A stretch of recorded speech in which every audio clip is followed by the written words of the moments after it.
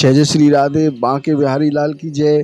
साथियों, मैं मनोज वैष्णव संपूर्ण ब्रज दर्शन चैनल में आपका बहुत हार्दिक स्वागत करता हूं।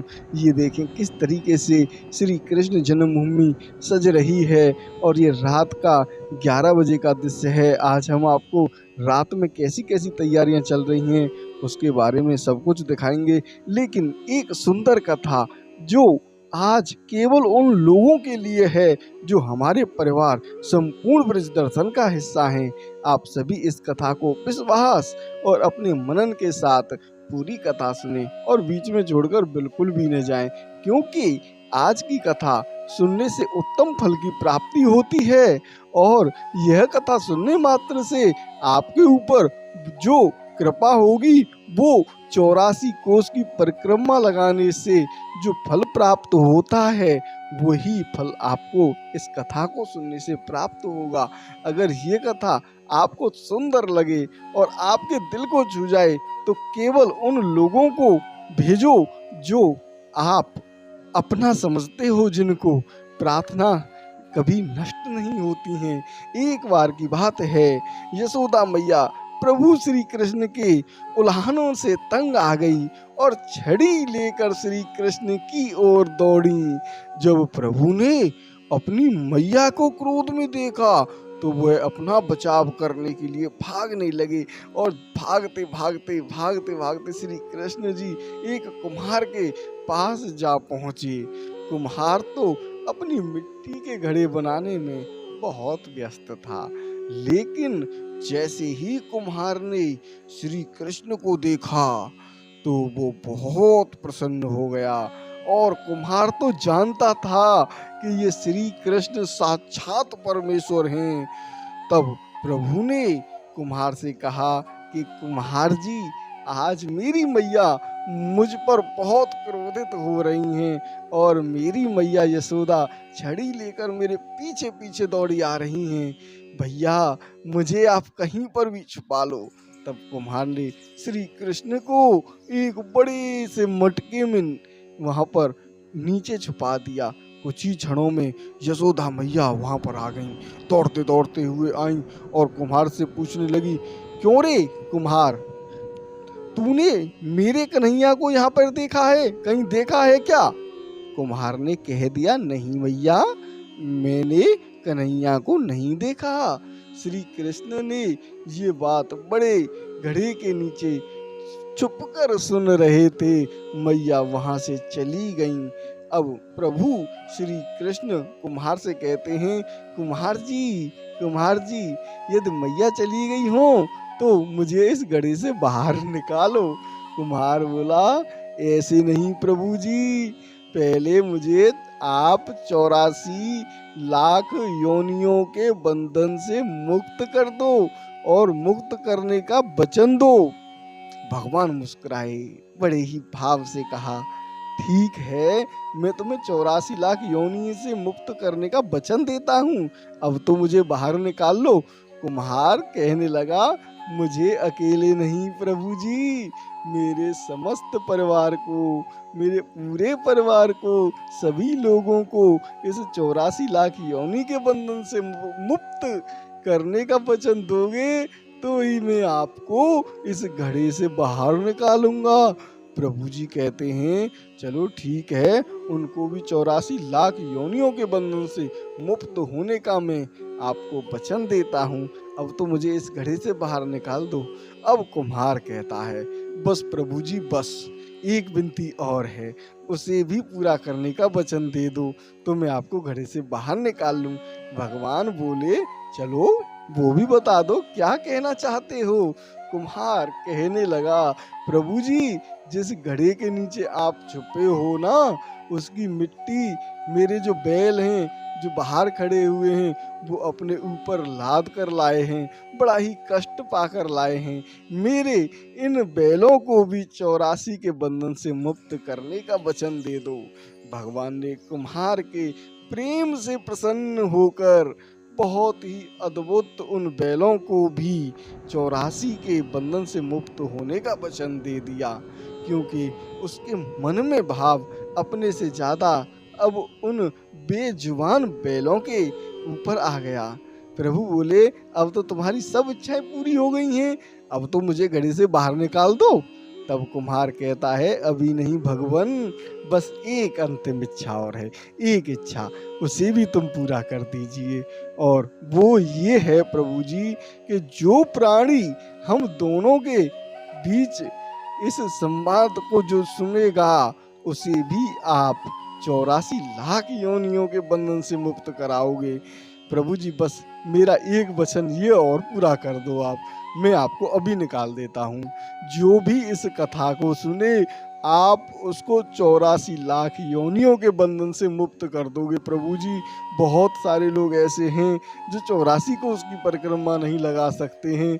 उन लोगों के लिए आप ऐसा वचन दो मुझे कि हमारे इस संवाद को जो भी लोग सुने, उसको भी आप 84 लाख योनियों के बंधन से मुक्त कराओगे। यह वचन दे दो आप, मैं आपको अभी बाहर निकालता हूँ।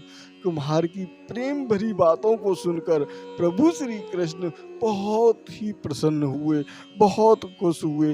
कुम्हार की इस इच्छा को भी पूरा करने का श्री कृष्ण भगवान ने उसको वचन दे दिया। फिर कुम्हार ने बाल श्री कृष्ण को बाहर निकाला और उनके चरणों को साष्टांग प्रणाम किया। प्रभु जी के चरण धोए और चरणामृत पिया।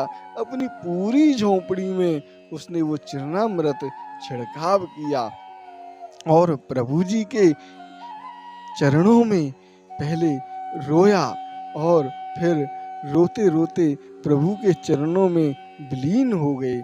जरा सोच कर देखिए आप, जो श्री कृष्ण जी 7 कोस लंबे, जिसको हम सप्तकोशीय गोवर्धन की परिक्रमा कहते हैं, 21 किलोमीटर की परिक्रमा है वो, और उसमें काफी बड़ा पहाड़ है।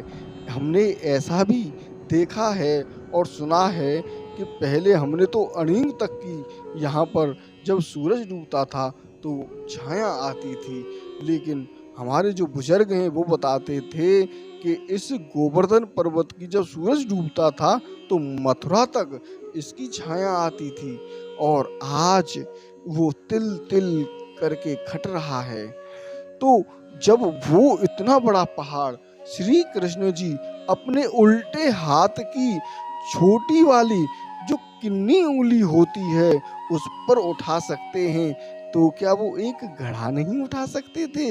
लेकिन बिना प्रेम रीझ के नटवर नंद किशोर, कोई कितने भी यज्ञ कर ले, कोई कितने भी अनुष्ठान कर ले, कितना भी दान करे, चाहे कितनी भी भक्ति करे, लेकिन जब तक मन में प्राणी मात्र के लिए प्रेम नहीं होगा, प्रभु कृष्ण आपको नहीं मिल सकते।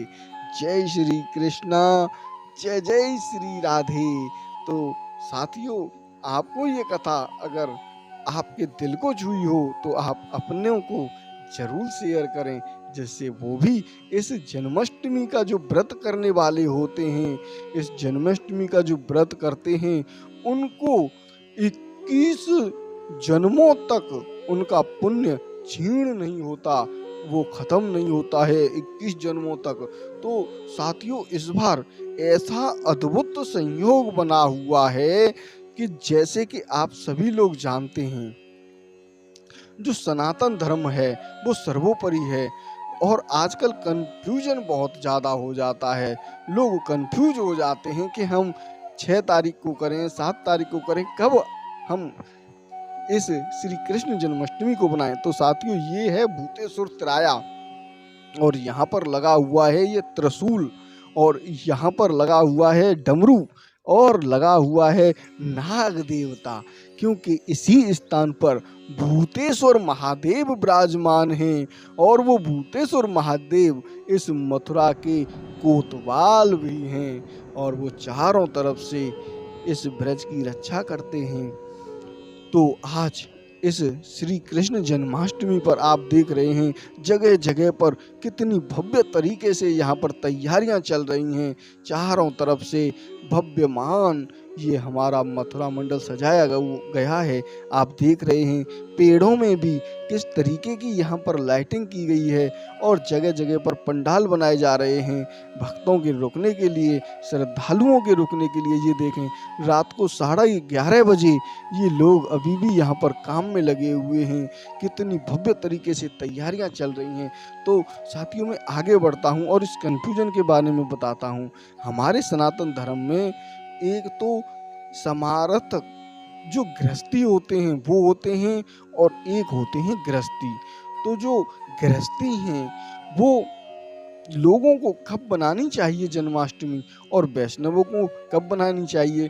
अब जो समारत होते हैं वो तो हो गए गृहस्थी, और जो वैष्णव होते हैं हमारे इस सनातन धर्म में 4 संप्रदाय हैं, और जो भी व्यक्ति इन 4 संप्रदायों में से वैष्णवों की संप्रदाय हैं और कोई भी व्यक्ति अगर इनमें से किसी से भी दीक्षा ले लेता है तो वो वैष्णव हो जाता है, उसको वैष्णव कहते हैं। और जैसे अखबारों में और कैलेंडरों में लिखा होता है एकादशी समारत और एकादशी गृहस्थी, एकादशी वैष्णव, इस तरीके से लिखा हुआ होता है।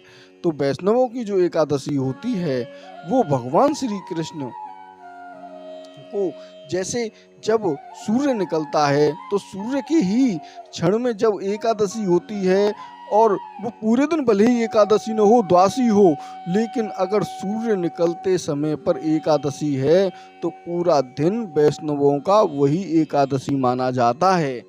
तो इस भूमंडल पर श्री कृष्ण जी अब आ रहे हैं। इस ब्रजधाम में इनका जन्म यहीं पर होगा। भगवान श्री कृष्ण की 2 पत्नियां हैं, एक हैं श्री देवी और एक हैं लक्ष्मी जी।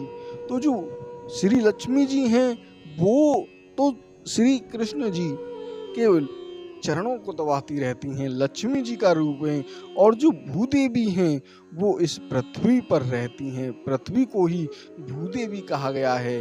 तो अपने स्वामी को यहाँ जब वो जन्म लेंगे तो भूदेवी क्या करना चाहती हैं? भूदेवी ये करना चाहती हैं कि मेरे स्वामी आ रहे हैं, मेरे प्राण प्रिय आ रहे हैं और इस भूतल पर जन्म लेंगे, तो उनका एक ऐसा प्रकृति जो होती है उस समय पर प्रकृति का बहुत ही अद्भुत संयोग होता है। तभी बारिश बहुत कम पड़ती है, बहुत ही कम गर्मी होती है, और न ज़्यादा जाड़ा होता है न ज़्यादा गर्मी होती है और ना ही ज़्यादा बारिश होती है। इस तरीके का मौसम होता है। तो इस बार जो संयोग बन रहा है, अद्भुत संयोग, वो वही दिन है जिस दिन श्री कृष्ण जी का जन्म हुआ था। अब श्री कृष्ण जी का जन्म हुआ था बुधवार को, और भाद्रपद मास उस दिन था, अष्टमी की तिथि थी, और संध्या काल में इस समय में जो 6 तारीख है उसमें भी रोहिणी नक्षत्र पर रहा है, और सूर्य उदय तक ये रहेगा रोहिणी नक्षत्र। तो जो गृहस्थी लोग हैं वो अपना व्रत 6 तारीख को कर सकते हैं, और जो वैष्णव जन हैं वो 7 तारीख को करेंगे, क्योंकि सूर्य उदय के समय भी अष्टमी तिथि रहेगी। इसीलिए वैष्णव लोग इस व्रत को 7 तारीख को मनाएंगे, और मथुरा में भी 7 तारीख को ही जन्माष्टमी मनाई जाएगी। लेकिन नंदगांव की परंपरा बिल्कुल अलग है। नंदगांव में जन्माष्टमी, ये आप देख रहे हैं, ये गेट नंबर 2 है। जो अभी आपने पीछे देखा था ये गेट नंबर, श्री कृष्ण जन्मभूमि का गेट नंबर 1 है। अब हम गेट नंबर 3 की तरफ जा रहे हैं, और ये जो गेट नंबर 3 है ये गोविंद द्वार के नाम से है, गेट नंबर 2 केशव द्वार के नाम से है, और गेट नंबर 1 श्री कृष्ण जन्मभूमि का प्रमुख गेट है।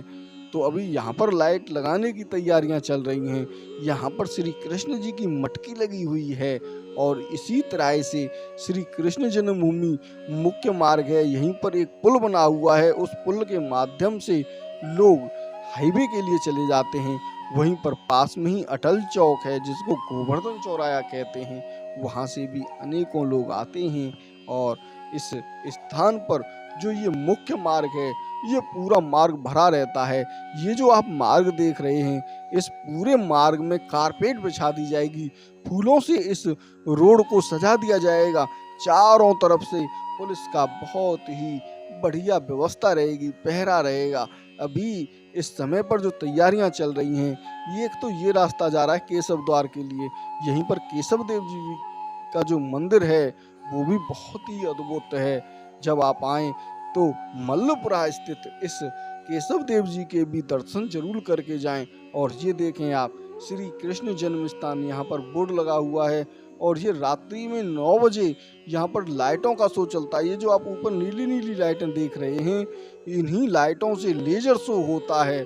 और इस लेजर शो में श्री कृष्ण जी की लीला दिखाई जाती है। अब हम इसी गेट से चलते हैं और यहीं पर गलतेश्वर महादेव विराजमान हैं, इसी गली के अंदर। तो जब आप आएंगे तो यहाँ से सीधे आप पैदल जाएंगे। यहाँ पर पूरे रास्ते में कारपेट बिछा दिया जाएगा और आप भक्तों की सेवा यहीं से होती रहेगी। और यहीं पर हम अभी पहुँचते हैं और आप लोगों को यहाँ का भी दृश्य दिखाते हैं। तो साथियों, आगे की बात में जो बता रहा था आपको कि नंदगांव की जो परंपरा है वो बिल्कुल अलग है। जब रक्षाबंधन मनाया जाता है और रक्षाबंधन बनाने के बाद 8 दिन बाद ही उनकी जन्माष्टमी बनती है। 8 दिन बाद जन्माष्टमी का कारण क्या है? जैसे एक दिन एक बधाई होती है, फिर दूसरे दिन दूसरी बधाई होती है। इसी तरीके से यहाँ पर 8 दिन श्री कृष्ण जी के जन्म होने से 8 दिन पहले 8 बधाइयाँ दी जाती हैं। और जो नंदगांव की परंपरा है वो कोई उसको अलग नहीं कर सकता है, कोई उसको घटा नहीं सकता है, कोई उसको बढ़ा नहीं सकता है, क्योंकि इसमें भी कारण है। बधाइयाँ कहाँ जाएंगी, उनको कैसे कम कर देंगे? तो आपको इस जन्माष्टमी पर विशेष कार्य क्या करना है कि श्री कृष्ण जी के केसर युक्त ही आप तिलक लगाएं। अलग से केसर ले लें, उस चंदन में केसर मिला लें और केसर मिला हुआ ही आप तिलक करें। उनके श्रृंगार के नए कपड़े जरूर ले लें। इस दिन आप पुराने कपड़े उनको बिल्कुल न पहनाएं, बिल्कुल भी नहीं।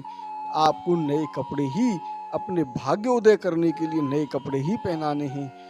पुष्प आपको जरूर अर्पण करने हैं। पंचामृत, दूध, दही, शहद, घी और गंगा जल से पंचामृत बनाकर आप स्नान कराएं श्री कृष्ण जी को। ये जो श्री कृष्ण जी का है गेट है, यही गोविंद द्वार है। यहीं पर सामने ही, इसके बगल में ही गोविंद नगर थाना है, सामने ही रूपम टॉकीज है। और यहाँ से महाविद्या चौराहे के लिए इधर चले जाते हैं।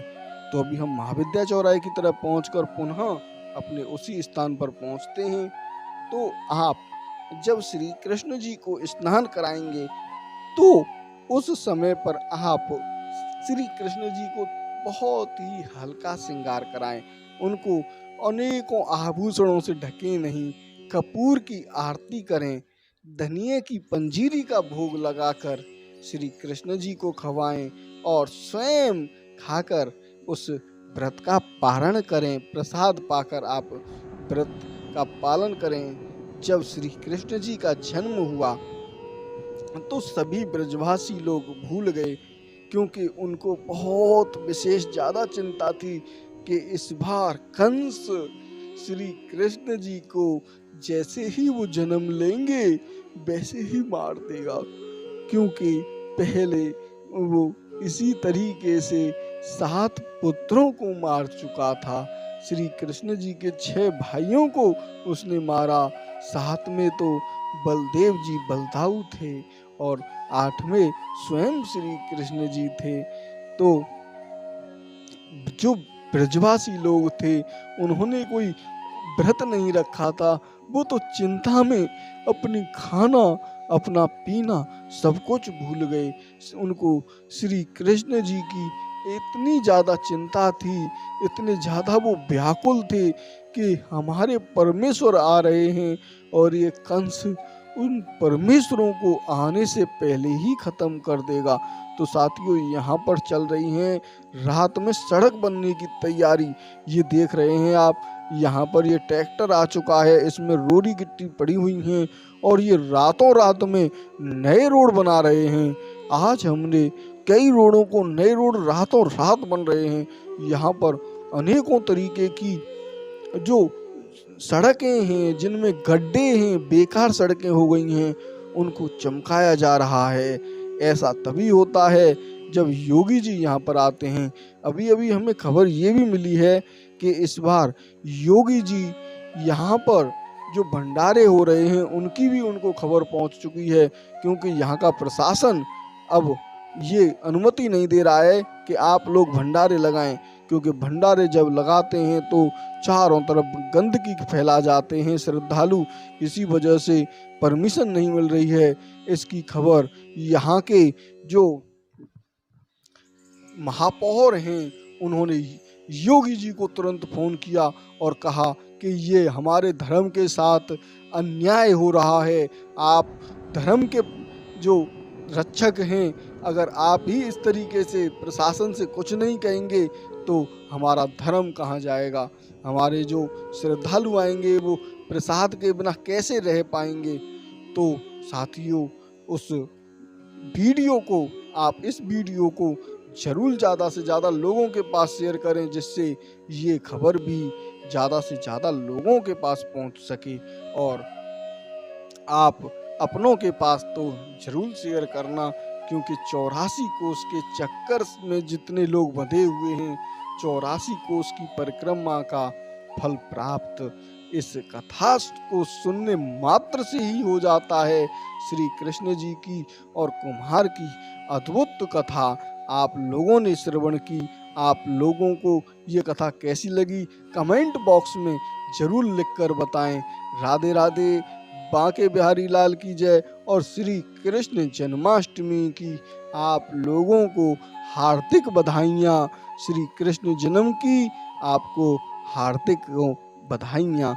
राधे श्याम, जय जय श्री राधे।